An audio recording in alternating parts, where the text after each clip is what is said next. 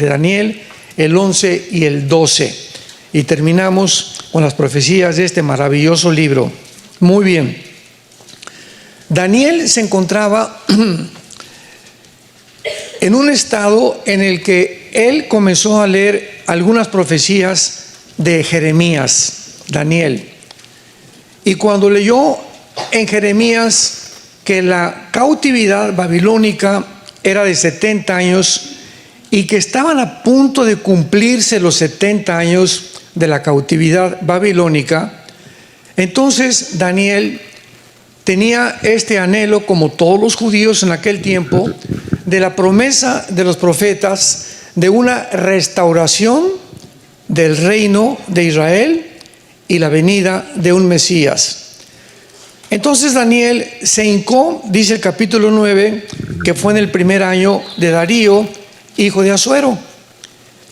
Versículo 2: yo miré, Daniel, atentamente en los libros del número de los años de que habló Jehová al profeta Jeremías, que se encuentra en Jeremías 25, versículo 11. El profeta Jeremías, que habían de cumplirse las desolaciones de Jerusalén en 70 años. Entonces dice Daniel, se levanta al cielo y comienza todo el capítulo 9 hasta el versículo 24. Es una oración preciosa de Daniel. Se los resumo: oh Señor, hemos pecado contra ti, hemos hecho lo malo delante de tus ojos, hemos sido un pueblo rebelde. Él se involucra, a pesar que fue un hombre sin tacha, se estaba él involucrando con el pueblo de Israel. Y yo te pido, Señor, que tú me digas qué vas a hacer con Israel, porque ahora que regresen de Babilonia o de la cautividad a Israel, ¿qué vamos a hacer? ¿Nos vas a perdonar? ¿Vas a cumplir tu promesa de establecer el reino que le prometiste a los profetas y a los patriarcas Abraham, Isaac y Jacob? Entonces Daniel se puso a ayunar durante 2 semanas, con puras verduras, con puros vegetales o con puros jugos, me imagino. Y en eso se le aparece el ángel Gabriel a las 2 semanas. Pero mientras Daniel estaba orando, lo vamos en el capítulo 10, vino un ángel, un principado satánico, para impedir que Gabriel, que mandó Dios a la tierra, no le diera el mensaje a Daniel. Vamos a ver en el capítulo 10 que hay un conflicto cósmico en el momento que nos hincamos. Nuestras oraciones producen una guerra inmediata espiritual, porque cuando decimos nosotros vamos a levantarnos y vamos a vivir para el Señor, viene una respuesta inmediata del enemigo: vamos a levantarnos y oponernos contra tu plan y contra tu proyecto. O sea, nosotros como cristianos siempre vamos a encontrar resistencia. Y a veces no vas a tener ganas de orar ni de leer la Biblia. Hay otros que en el campo cristiano están tirados, amargados, desanimados, se cayeron del caballo y ahí se quedaron quejándose: no, ya para qué, y Dios no me contestó, etcétera, etcétera, y no entiendo, y están chillando como chamacos malcriados. Y a Dios no le sorprende que nos caigamos del caballo, porque todos nosotros enfrentamos un mundo en el que tarde o temprano el caballo nos tira. O sea, caemos y cometimos algún pecado y decimos, la regamos. Pero a Dios le sorprende que no te vuelvas a subir al caballo. O sea, el hecho que hayas caído no importa, pero no te quedes llorando, victimizándose: pobre de mí, nadie me quiere, nadie me dice nada, llego a la iglesia y no me aman. Pues es que nunca entendiste lo que es la iglesia. ¿Por qué? Porque a la iglesia no vas a buscar, ay, quien me salude, quien me ame. Vamos a buscar a la iglesia a quien nosotros podemos abrazar. Ya está una viejita llegar a la iglesia, doña Chole, ¿verdad? Oiga, doña Chole, ¿cómo está usted? La veo medio triste, ¿puedo orar por usted? ¿La puedo abrazar? Entonces no puedes llegar a la iglesia como llegas al cine. Yo cuando voy al cine con mi esposa a ver alguna buena película, mis palomitas, ¿verdad? Coca Diet. Y no me importa quién está aquí, no me importa, porque venimos a ver la película, pero la iglesia no es un cine. Entonces, hay cristianos que entran, no saludan a nadie, no se fijan en nadie, no ven las caras de alguna persona afligida para que se acercan, o alguna persona nueva. Oye, bienvenido a la iglesia, nunca te había visto, ¿cómo te llamas? Soy el abogado fulano de tal, soy el carpintero fulano de tal, soy fulana de tal, ¿en qué te puedo ayudar? Y cuando la gente nueva entra a un tipo de iglesia de esta clasificación, la gente se siente a gusto, porque ¿quién no está buscando ser amado? ¿Quién? Todos estamos buscando que alguien nos apapache, que alguien nos abrace, que alguien nos dé una palabra de aliento. Pero cuando el cristiano no entiende cuál es su misión, el cristiano ha fracasado porque no ha entendido qué es el cristianismo verdadero.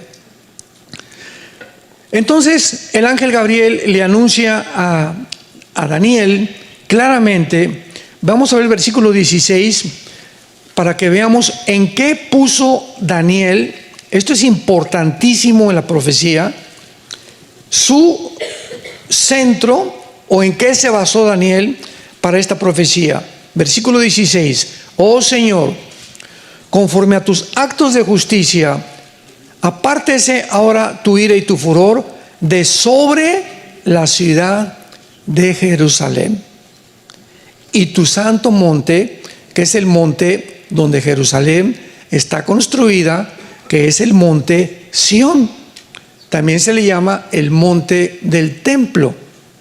Y exactamente donde Jerusalén fue construida, el monte Sión, el monte del templo, fíjense muy bien, casi 2000 años antes fue exactamente el mismo monte donde Isaac iba a sacrificar a Abraham a su hijo Isaac. En el mismo monte donde fue crucificado Cristo después, de una forma profética, vino Abraham, le ordenó Dios que sacrificara a su hijo, claro que no lo iba a sacrificar, y cuando él levantó el cuchillo para sacrificar a Isaac, un ángel le detuvo la mano y le dijo: Jehová Jireh, ¿sabes qué? Dios proveerá. O sea, tu hijo no va a morir. Dios estaba diciendo: el que va a morir va a ser mi hijo, porque Dios no perdonó a su hijo. Perdonó a Abraham a Isaac, pero Dios no perdonó a su hijo, pagó por nosotros. Y fue en el mismo lugar geográfico, el monte de Sión, donde llevó a cabo Abraham y donde se construyó Jerusalén. Entonces, ¿por qué Daniel le pone importancia a la ciudad de Jerusalén? ¿Qué importancia tiene la ciudad de Jerusalén en la Biblia? Independientemente que sabemos que cuando venga Jesús, ahí vamos a estar. Dios el Padre va a descender del tercer cielo y va a tener su trono en Jerusalén, y desde ahí va a juzgar el nuevo universo, los nuevos cielos y la nueva tierra que van a ser creadas. Va a estar Jesucristo, va a estar el rey David de corregente.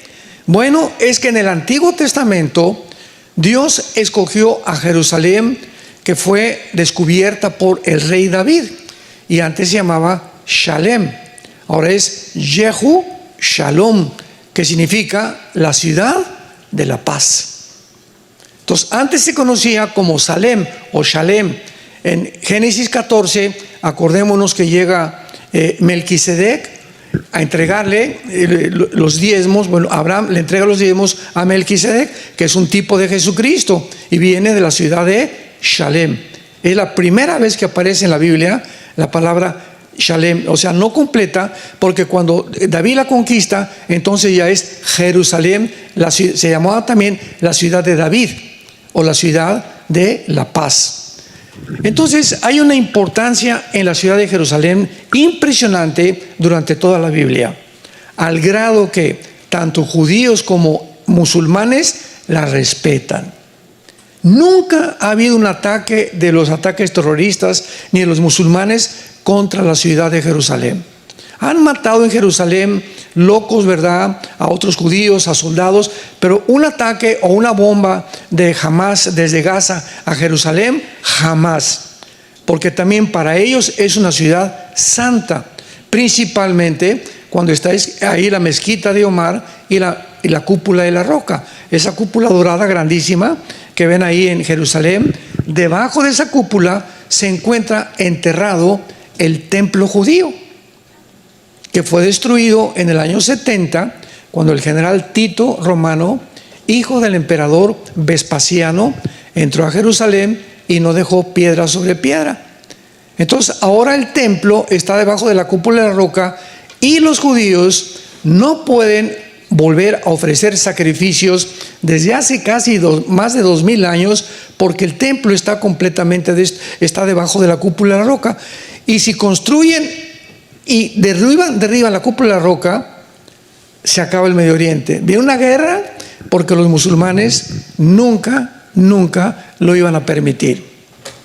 Ahora andan buscando los judíos actualmente otro lugar cerquita de por ahí. Ya tienen la vaca Lazane y las ropas del sacerdocio del Antiguo Testamento. No tienen el arca, no tienen el menorá, el candelero, pero ya quieren ofrecer sacrificios. Y los musulmanes están muy preocupados que lo vayan a hacer cerca de lo que ellos consideran su propiedad. Entonces hay una tensión tremenda religiosa en el Medio Oriente, principalmente por la ciudad de Jerusalén. Muy bien.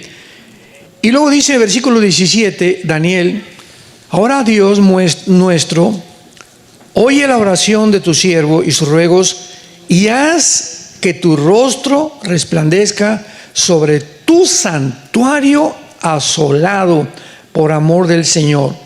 Versículo 18: inclina, oh Dios mío, tu oído, y la ciudad sobre la cual es invocado tu nombre. Ya van 3 veces que repite lo mismo Daniel. Y en el versículo 19: oye, Señor, oh Señor, perdona, presta oído. Señor, hazlo, no tardes, por amor de ti mismo, Dios mío, porque tu nombre es invocado sobre tu ciudad, o sea, Jerusalén.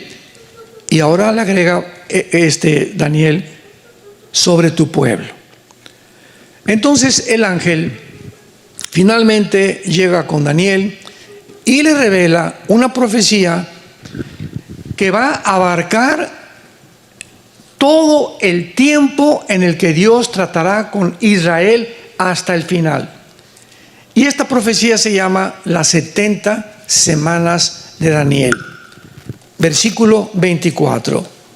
Le dice el ángel: 70 semanas están determinadas, observen con mucho cuidado, sobre tu pueblo, o sea, sobre los judíos y sobre Jerusalén, no sobre la iglesia. Esta es una profecía en la que Dios va a tratar con la ciudad de Jerusalén y con el templo y con el pueblo judío. La iglesia no está en esta profecía. Ahora, el ángel le dice, se los resumo, cuando se dé la orden, bueno, antes que nada, 70 semanas son semanas hebreas de años, no de días. Porque los judíos tenían semanas de días y tenían semanas de años también. Entonces, si estas 70 semanas se refieren a años, ¿cuánto es 7 por 7? 49. Pongan mucha atención. Dios le está diciendo a Daniel: Daniel, va a haber 490 años. Cuando se dé la orden de reconstruir el templo hasta el Mesías, habrá 483 años. Y la última semana de 7 años será donde vamos a ver que es la tribulación o todo el Apocalipsis. Entonces, noten ustedes de qué forma después de este intermedio se menciona la última semana. Entonces veamos de qué forma están determinadas estas semanas para que podamos nosotros entender qué es lo que Dios está diciendo. Versículo 25 y 26. Nos saltamos el versículo 24, ahorita regresamos ahí. Sabe pues y entiende que desde la salida de la orden para restaurar y edificar Jerusalén hasta el Mesías príncipe, o sea, hasta la venida del Mesías, que es Jesucristo, dice la Biblia, habrá 7 semanas. En otras palabras, estamos hablando de 49 semanas. 7 por 7, 49. Y 62 semanas y 7 semanas se volverá a edificar la plaza y el muro en tiempo angustioso. ¿En qué año se dio la orden para restaurar Jerusalén? Hubo 3 decretos diferentes, pero el único que puede validificar y puede ser verdaderamente el aplicado a esto es en el libro de Nehemías, capítulo 2, cuando el rey Artajerjes le dice a Nehemías, regresa, le da permiso de restaurar Jerusalén. Fue en el año, apúntalo, 445 antes de Cristo. ¿Por qué le digo que lo apunten?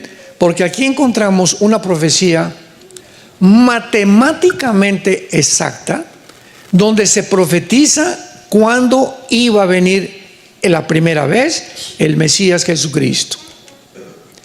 Desde que se dio la orden en el año 445 hasta cuando Jesucristo entra en el burrito al templo de Jerusalén, se cumplieron exactamente 483 años. Y es lo que dice el versículo 26. Sabe pues y entiende que desde la salida de la orden para restaurar y edificar a Jerusalén hasta el Mesías habrá 7 semanas y 62 semanas, que suman, ¿verdad?, 69 semanas o 483 años. Esto es impresionante, porque solo Dios pudo haber hecho este cálculo que se cumplió al pie de la letra. Pero veamos nosotros en el versículo 26 que dice así: y después de las 62 semanas se quitará la vida al Mesías, mas no por sí. Y el pueblo de un príncipe que ha de venir, que fue Tito, el general romano, en el año 70 después de Cristo, destruirá la ciudad y el templo o el santuario con un fin de inundación. La palabra inundación no es de agua. Inundación es la palabra shetep en el hebreo, que significa un ataque militar. Como una inundación, llegan los militares y sitian una ciudad. Y hasta el fin de la guerra durarán las devastaciones. Entonces vemos claramente de qué forma se cumple esto al pie de la letra. Pero, versículo 27, dice la Biblia, y por otra semana. Entonces aquí hay una semana bailando. Ya se cumplió desde la orden de Jerusalén hasta el Mesías 483 semanas. ¿Y qué con la semana que falta? O sea, faltan 7 años para que sean 490 años. ¿Me van siguiendo? ¿Qué con esa semana? Bueno, versículo 27, y por otra semana. ¿Cuántos años tiene cada semana? 7 años. Por otros 7 años confirmará el pacto con muchos. A la mitad de la semana hará cesar el sacrificio y la ofrenda. Vemos nosotros que este príncipe que ha de venir, versículo 26, va a destruir la ciudad, va a destruir el santuario, que fueron los romanos. Y aquí aparentemente durante muchos años se dedujo o se pudo realmente creer que como fueron los romanos los que acabaron con Jerusalén, y dice que de ese pueblo va a surgir el príncipe, se comenzó a enseñar en el siglo XX que el anticristo era romano, o que el anticristo vendría de Europa. Yo me acuerdo cuando comencé a estudiar escatología que yo también pensé eso, porque aparentemente tenía sentido que el pueblo que ha de venir, que fue Roma, y un príncipe que ha de venir de ese pueblo que fue el pueblo romano. Sin embargo, cuando se comenzó a estudiar más profundamente esta profecía, se descubrió que el ejército romano estaba compuesto la 10ª legión de Roma con puros árabes. Porque el ejército romano reclutó árabes, reclutó musulmanes, reclutó todo tipo de gente, ¿verdad? Principalmente para poder invadir Jerusalén, aunque todavía no eran musulmanes islámicos, sino que más tarde, en el año 600 después de Cristo, nace Mahoma y se funda la religión del Islam. Pero otro punto que se olvidó fue que el Imperio Romano no solamente fue Europa. El Imperio Romano fue, ¿se acuerdan ayer? El norte de África y el Medio Oriente. Así se extendió el Imperio Romano. Entonces creíamos, ¿verdad?, pues que iba a ser romano el anticristo y que iba a venir de Europa. Pero ya estudiando más profundamente, como lo vimos ayer, nos damos cuenta que el anticristo no viene de Europa, viene del Medio Oriente. De ahí va a surgir, de la nación que antes era Babilonia, que actualmente es Irak y Siria. Entonces, esto es importante, y veamos ahora en el versículo 24 las condiciones que se van a cumplir después de los 490 años.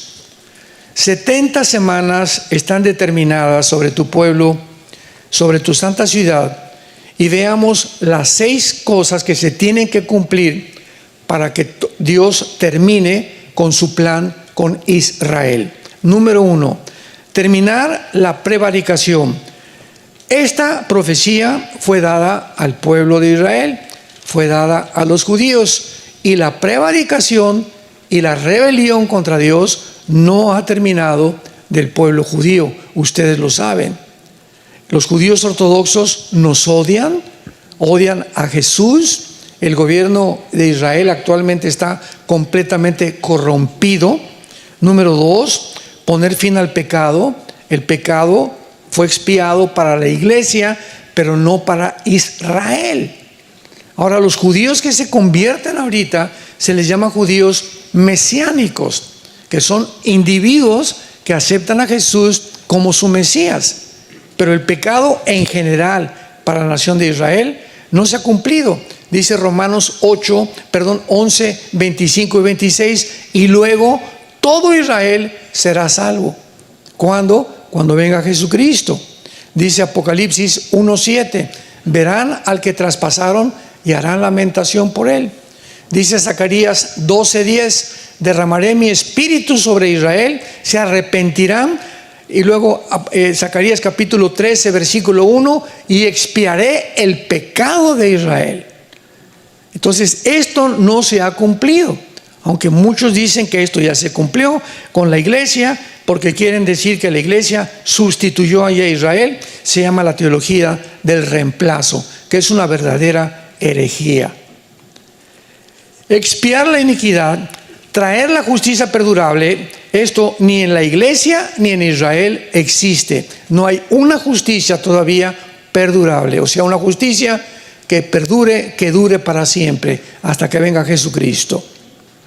Y finalmente, para sellar la visión y la profecía. Las profecías no se han sellado, las seguimos predicando, las seguimos descubriendo, y finalmente ungir al Santo de los Santos.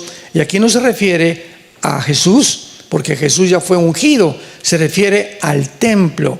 El templo será ungido durante el tiempo milenial, y durante ese tiempo iremos todos a Jerusalén, y estaremos muchos en Jerusalén adorando otra vez a Dios, a Jesucristo, y los judíos tendrán otra vez su templo. Y los sacrificios que ofrezcan los judíos durante el milenio van a ser para un recordatorio del Mesías, que les va a recordar a Melquisedec, les va a recordar a Aarón, les va a recordar a Moisés, y van a poder tener que aprender la Torá, que no se la saben actualmente los judíos, porque si no tienes el Nuevo Testamento no puedes entender la Torá ni los libros del Antiguo Testamento, y van a poder reconocer que todo lo que el Mesías hizo era todo lo que ellos creían que iba a ser el Mesías que están esperando, pero que se equivocaron, porque cuando vino el Mesías lo crucificaron. Esto es precioso, porque a continuación vemos nosotros en el versículo final, que es el versículo 27, que el anticristo va a la mitad de la semana, o sea, a los 3 años y medio. Si una semana es de 7 años, entonces la mitad de la semana es 3 años y medio. A los 3 años y medio hará cesar el sacrificio y la ofrenda, y después, con la muchedumbre de las abominaciones, vendrá el Shamem, que se tradujo el desolador, hasta que venga la consumación y lo que está determinado se derrame sobre el Shamem, o sea, sobre el anticristo. Muy bien, rápidamente vean ustedes en Apocalipsis capítulo 13 estos tiempos de las semanas que el anticristo va a gobernar. Si yo les preguntara a ustedes, ¿cuántos años va a gobernar el anticristo realmente? ¿Cuántos años va a tener el poder el anticristo? ¿Cuánto daño va a hacer el anticristo durante las 7 semanas, durante la semana, o durante los 7 años que se llaman la tribulación y la gran tribulación? Y la respuesta es clarísima en la Biblia y se repite 7 veces, 42 meses. 3 años y medio, que es lo mismo, o tiempo y tiempos, y la mitad de un tiempo. Veámoslo en Apocalipsis capítulo 13, versículo 5. Está hablando del anticristo todo este capítulo. También se le dio boca que hablara grandes cosas y blasfemias, y se le dio exousia, que se tradujo autoridad, y hay 3 tipos de autoridad en el original griego. Exousia es una autoridad delegada. Por ejemplo, un policía sale a la calle y tiene su uniforme. ¿Quién le dio esa autoridad? ¿Quién le prestó esa autoridad mientras tenga el uniforme? Pero si yo voy manejando y alguien que no tiene uniforme me dice que me pare, a lo mejor es un asaltante, yo no le hago caso. Pero lo que lo identifica como autoridad es el uniforme.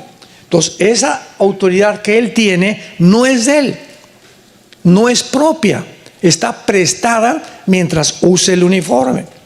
Entonces, esa palabra exousia se usa para una autoridad delegada. Pero cuando ya hablamos de otra palabra, por ejemplo, dunamis, que ya es un poder que Dios nos da, otra vez volvemos a descubrir que este dunamis, o el poder que recibimos, Hechos 1:8, recibirán poder cuando venga el Espíritu Santo, no es de nosotros. Es un poder delegado, exousia. Entonces yo no, como Sansón creía que él iba a tener poder. No, hombre, mientras tuviera el Espíritu Santo, Sansón era poderoso. Mientras David tuviera el Espíritu Santo, podía escribir profecías, y el Espíritu Santo se iba y eran como cualquier ser humano. Y ahora nosotros, que tenemos al Espíritu Santo dentro de nosotros, tenemos el poder que no es de nosotros, es de Él. Es de Él. ¿Y sabes qué le dice Pablo a Timoteo? Mira, Pablo, aviva el don que está dentro de ti. Porque en el Antiguo Testamento el altar le ponían así leña, y las 24 horas los sacerdotes tenían que responsabilizarse que el altar no se apagara. El altar tenía que estar prendido completamente y le tenían que estar soplando como le soplamos al carbón en el siglo moderno nosotros, las inditas que cocinan en la sierra. Y este altar representa nuestro corazón. Ahora, ¿el altar dónde está? Aquí adentro. Entonces, ¿qué me dice Dios? Armando, no dejes, ya tienes el Espíritu Santo, pero ¿sabes una cosa? Es un fuego que se puede apagar. No lo vas a perder, porque estamos sellados hasta la resurrección. Pero si tú descuidas mi contacto con la Biblia, si tú descuidas tu vida de oración, si tú descuidas tener relación con hermanos cristianos, sin que te des cuenta, vas a contristar. Efesios capítulo 5, no contristéis al Espíritu Santo. Significa no le causes dolor. Entonces, el Espíritu Santo es como una vela. Vean ustedes, la vela aquí la tengo y está prendida, Pero si yo le acerco una cubeta a la vela, mientras más la acerca, la iluminación de la vela se reduce, y si yo le pongo la cubeta completamente, la puedo apagar. Entonces el pecado actúa de la misma manera en nosotros. Si hay pecado en tu vida, sin que te des cuenta, comienza a oprimir el poder, no es tuyo. El Espíritu Santo se contrista, es una persona el Espíritu Santo, es la tercera persona de la Trinidad. Entonces comienza a contristarse, y ya no tengo ganas de leer la Biblia, y ya caí en adulterio, y ya fornico con mi novia, y ya me volví a echar mis tragos del alcohol, y ya caí en esto, y te das cuenta. ¿Y por qué? Porque ya no tienes el poder es de Dios, pero tú eres el que abandonaste a Dios. Dios nunca te ha abandonado, Él sigue dentro de ti, pero tú le has causado dolor al Espíritu, y su flama dentro de ti, y ese poder lo has reducido, porque no has confesado tu pecado. El que no confiesa su pecado no prosperará. El que lo confiesa alcanzará misericordia. Entonces todo esto tiene ya sentido cuando entendemos lo que era sombra del Antiguo Testamento, que es una realidad en el Nuevo Testamento. Entonces vemos que el anticristo va a tener 42 meses de actuar. Lo vemos también en el versículo 6. Y abrió su boca en blasfemias para blasfemar contra el tabernáculo de Dios. Y lo vemos también en Daniel 7, que ya lo vimos en tiempo y tiempos y la mitad de tiempo. Muy bien. Esta semana de 7 años, entonces, si el anticristo solamente va a actuar los últimos 3 años y medio, que se llaman la gran tribulación. Mateo 24, 21 y 22. Habrá gran tribulación, dijo Jesús, como nunca la ha habido. Entonces, los primeros 3 años y medio, ¿qué va a pasar? ¿Qué va a estar haciendo el anticristo? ¿Estará en Cancún? ¿Descansando? ¿O en una hamaca tomando agua y limón? No. Inicia esta semana, con la firma del anticristo con los judíos. Los va a proteger, les promete que durante 7 años el mundo musulmán y los árabes no los van a tocar. Y durante esos 3 años y medio, ¿quién va a estar actuando? La gran ramera, Babilonia. Acuérdense que en Apocalipsis 17 que vimos ayer, está montada sobre el anticristo. Y ya se retrata al anticristo con 7 cabezas y 10 cuernos. ¿Y cuándo se deshace de la ramera? A los 3 años y medio. O sea que estos primeros 3 años y medio, la influencia del Vaticano, síganme con cuidado, la influencia de la religión del Vaticano va a tener una influencia en el anticristo, que se va a sentir con una necesidad tremenda, porque de alguna manera, no sé si es de Papa León que está ahorita o algún otro que venga, pero la influencia de Roma va a ser grandísima en el mundo otra vez, como casi lo tiene Francisco, el que acaba de morir. Francisco se unió a la izquierda y comenzó a enseñar que los ateos también se iban a salvar, que todo el mundo se iba a salvar. Comenzó a atacar los mismos dogmas de la iglesia romana, católica y apostólica, que no es ni romana, ni apostólica, ni romana.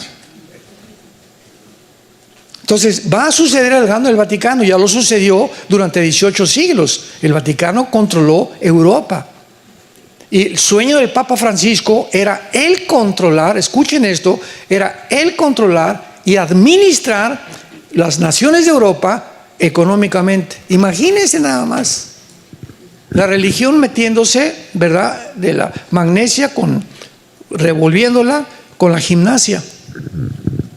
¿Cómo puede? La Biblia nos muestra, ¿verdad? Jesús dijo: mi reino no es de este mundo. Pero es la única religión, el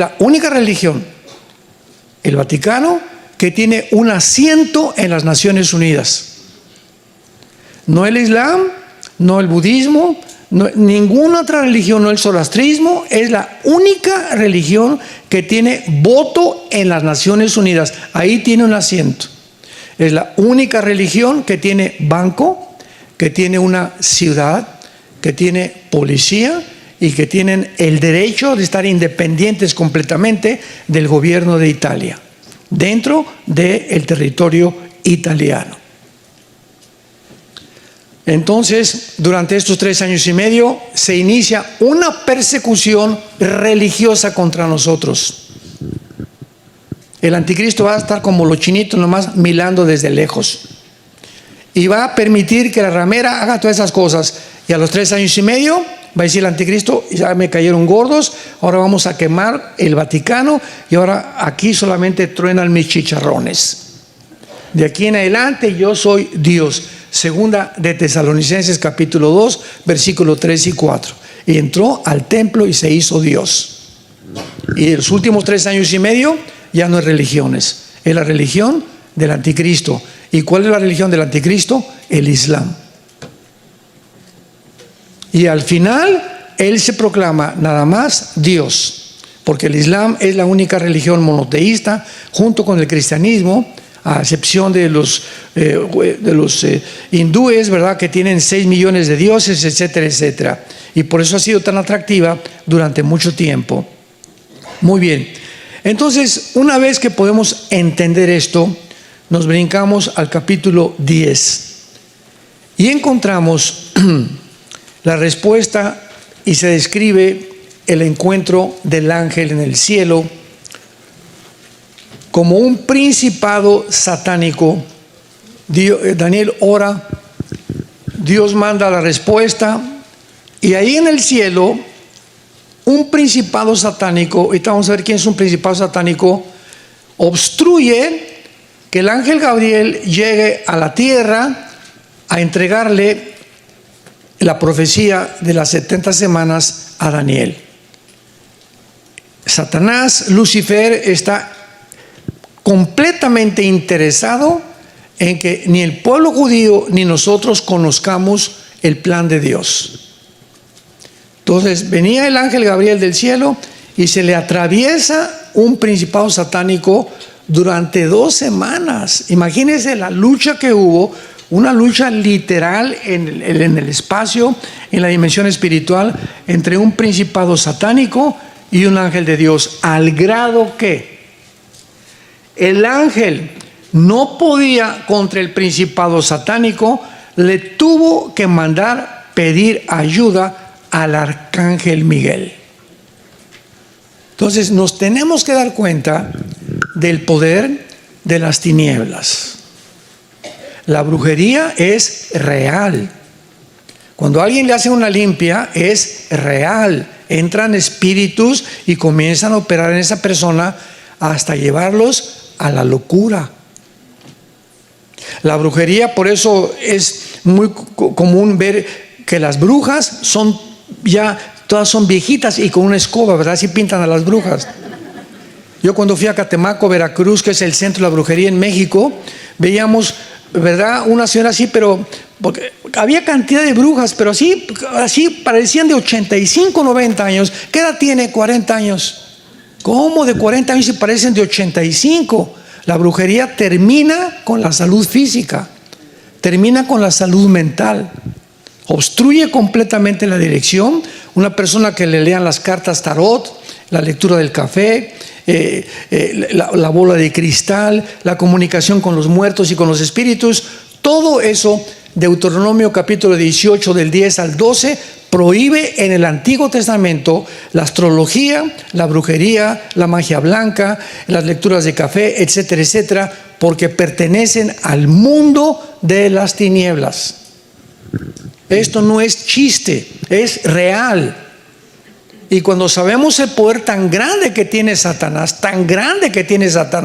que puede materializar energía, y puede ser que aparezcan ovnis, que parezcan extraterrestres, y que la gente crea que son extraterrestres que andan por allá volando alrededor, nos damos cuenta que necesitamos ayuda. Separados de mí, Jesús dijo, Juan 15, versículo 5, nada pueden hacer. Entonces, ¿cómo te separas de la Biblia? ¿Cómo te separas de la vida de oración? ¿Cómo crees que llegues al momento en que digas, Señor, ya no te necesito? Ya digo 3 días que la Biblia ya ni la abro. En estos 3 días yo he tomado decisiones porque creo que yo soy Dios. No necesito tus mandamientos, no necesito tu dirección, no necesito estar en contacto contigo, y nos comenzamos a endiosar sin que nos demos cuenta. En el capítulo 2 de Apocalipsis, el mensaje a la iglesia de Éfeso, le dice el ángel a la iglesia: has perdido tu primer amor. Esto es perder el primer amor, separarte de Jesús. Por eso se compara el matrimonio con la vida cristiana. Entonces, dice el capítulo 10 de Daniel, versículo 11, me dijo Daniel, y me dijo, Daniel, varón muy amado. Aquí el ángel que traía el mensaje ya llegó aquí a la tierra y le explica a Daniel por qué se tardó. Varón muy amado, está atento a las palabras que te hablaré y ponte de pie, porque a ti he sido enviado ahora. Mientras hablaba esto conmigo, me puse en pie temblando. Entonces me dijo, Daniel, no temas, porque desde el primer día que dispusiste tu corazón a entender y a humillarte en la presencia de Dios, fueron oídas tus palabras. Y a causa de tus palabras yo he venido. Mas el príncipe del reino de Persia, esta palabra en hebrea es Sair Malkut, que es un principado que Pablo en el Nuevo Testamento menciona en Efesios 6:12. ¿Se acuerdan? Se lo saben de memoria. No tenemos lucha contra sangre y carne, sino contra principados, potestades, gobernadores de las tinieblas, huestes espirituales de maldad. O sea, el mundo de las tinieblas está organizado. Satanás es el mero, el presidente, el director, el CEO. Después vienen los principados satánicos que los manda Satanás a vigilar los imperios. Babilonia tenía un principado, Medio Persa tenía un principado, Grecia tenía un principado, México tiene un principado ahora en la época moderna, Estados Unidos tiene un principado, y después hay gobernadores. El estado de Michoacán en México tiene un gobernador de las tinieblas, el estado de Texas tiene un gobernador de las tinieblas, el estado de Kentucky tiene una... ¿Me van entendiendo?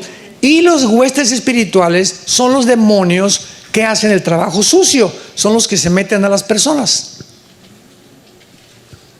Un ángel no se puede meter a una persona, ni un principado. Es la diferencia entre los ángeles caídos y los demonios. Son dos entidades completamente diferentes. Las huestes espirituales son los demonios que se encargan en entrar a las personas. ¿Qué atrae un demonio a mi persona? Número 1, la pornografía.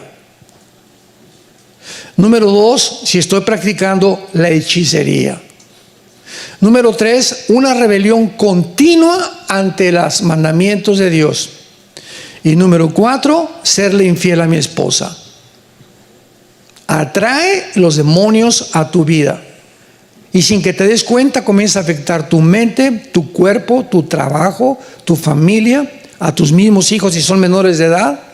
Porque el hombre, el varón, es el jefe de la familia. Y nosotros, si no estamos en santidad, le abrimos la puerta y atacan a nuestros hijos menores de edad. ¿Y qué culpa tienen los pobres niños? No la tiene la culpa la tienes tú por evadir tu responsabilidad de ser el jefe de tu familia. Jeremías, 1 Corintios 11, versículo 3. Dios es el Padre, la cabeza de Cristo, Cristo es la cabeza del varón, el varón es cabeza de la mujer. Por no ser tú la cabeza de tu esposa, por no someterte a la cabeza que es Cristo, vienen sobre ti estos espíritus que andan buscando una puerta, un portal que tú le abras para comenzar a lastimarte. Entonces dice, cuando fueron oídas sus palabras, vino el príncipe del reino de Persia, que es Irán, se me opuso durante 21 días, 3 semanas. 3 semanas tardó esta guerra. Y exactamente fueron las 3 semanas del ayuno de Daniel. Vean la lección. Cada vez que nosotros nos hincamos a orar, entramos a una guerra espiritual. Y esta guerra espiritual se va a decidir por nuestra oración. Si tú te hincas todos los días, mi Pepito, mi hijito ya se fue a las drogas, mi hija se fue de la casa, mi esposo ya no me quiere, etcétera, etcétera, y comienzas a orar y no te importa ya y se lo dejas a Dios, hay una guerra espiritual que tus oraciones van a poner en movimiento a los ángeles para que traten con tu esposo, no sé en dónde, para que traten con Juanita que se fue de tu casa, para que tu hijo regrese a casa tarde o temprano, porque Dios nunca deja de contestar nuestras oraciones. Y nos puso el ejemplo, ¿se acuerdan del juez y de la viuda? Que estuvo muele y muele al juez y hazme justicia, esto y el otro, y el juez dice: Cristo, por estar ya esta vieja me tiene ya desesperado, le voy a hacer justicia. Nos estaba enseñando a orar sin desmayar. ¿Qué pasa si viene mi hijito? Papá, quiero un chocolate, y me jala el pie. Chamaco, después, y se va. Lo olvido. Pero si llega a los 5 minutos: papá, un chocolate. Otra vez, hombre. Y papá, un chocolate. Ya, por favor. Y no me deja. Que voy a ver un chocolate. Toma el chocolate ya. Es la lección que nos está enseñando Cristo. Pues, te pido por mi Carmelita, y te pido por mi Pepito, y te pido por mi esposo, Padre. Y lo oraste 2 o 3 veces, y ya pasaron un mes, y ya no te volviste a acordar de orar por tu familia y por tus hijos. ¿Tú crees que esto va a ser justicia? Te voy a decir, esta señora y este señor no creen lo que me están pidiendo, porque es la insistencia lo que mueve el corazón de Dios. Tenemos que aprender a orar sin desmayar. Y duro, y duro, y duro. Dicen que la mamá de Agustín de Hipona, que fue el más grande teólogo de la iglesia romana, oró por él 25 años. Agustín era borracho, parrandero, jugador, mujeriego, y su mamá, Santa Mónica, era una mujer de Dios. A los 30 años se convierte Agustín y se convierte en el más grande teólogo de Roma. 3 semanas hubo una guerra espiritual. Y dice el versículo 13: pero he aquí Miguel, que es el arcángel Miguel, uno de los principales príncipes de Dios, desde luego, vino para ayudarme, y quedé allí con los reyes de Persia. He venido para hacerte saber lo que ha de venir a tu pueblo, o sea, a los judíos. ¿Cuándo? En los postreros días, porque la visión es para esos días. Entonces vemos esta lucha espiritual que es real. La Biblia nos corre las cortinas. La palabra apocalipsis significa correr o quitar el velo o quitar las cortinas. Dios nos abre, teniendo el Espíritu Santo, el entendimiento para que veamos lo que el mundo no ve, y lo vemos en la Biblia, y lo creemos y lo practicamos, y entramos en una guerra espiritual por nuestra familia. ¿Quién está de por medio? Nuestra familia. Todos luchamos por nuestra familia. Los jóvenes por sus papás, nosotros por nuestros hijos, por nuestros nietos. Nosotros tenemos ahorita 7 nietos, gracias a Dios. Y desde que nació el primero no he dejado de orar por ellos.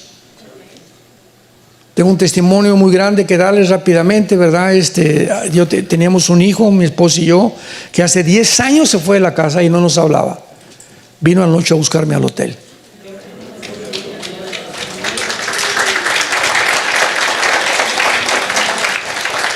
Papá, vengo a pedirte perdón.